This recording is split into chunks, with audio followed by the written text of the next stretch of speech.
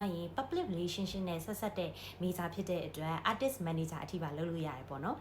ဒီနေ့ major လေးတစ်ခုနဲ့မိတ်ဆက်ပေးပါမယ်အဲ့ဒီ major လေးကတော့ communication at major ပေါ့နော်အဲ့ဒီ communication at major ထိုင်းနိုင်ငံမှာရှိရဲကျောင်းသားကျောင်းသူတော်တော်များများလည်းတက်တယ်လို့ international student တွေတော်တော်များများလည်းတက်တယ်ထိုင်းနိုင်ငံကမင်းသားမင်းသမီးတွေလည်းတက်တယ်အဲ့တော့ပြီးသွားရင်ဒီ major နဲ့လုပ်လို့ရတဲ့ career လေးပေါ့နော်အဲ့တော့ဘယ် career ဘိုင်းကိုလုပ်လို့ရလဲဆိုတော့ social media နဲ့ပတ်သက်တဲ့ career တွေလုပ်လို့ရတယ်ပြီးသွားရင်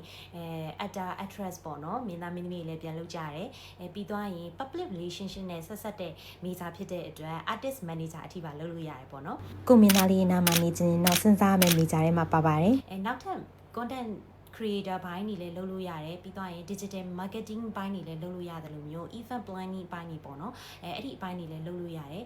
ဒီ social ဘိုင်းနဲ့ပတ်သက်တဲ့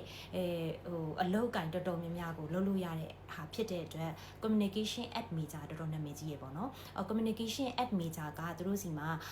Bangkok University မှာရှိတယ် Stanford University, Rajshahi University ပေါ့နော်ဒီ private university တွေမှာလည်းတက်လို့ရတယ်public university မှာဆိုလို့ရှိရင်ချူလာလောက်ကုန်းတို့မဟီတိုမှာ communication at major ကိုတက်လို့ရတယ်ပေါ့နော် communication at major အကြောင်းကိုအသေးစိတ်သိချင်လို့ရှိရင် comment မှာလည်းရေးခဲ့လို့ရပါတယ် message မှာလည်းလာပြီးတော့မေးလို့ရပါတယ်ရှင်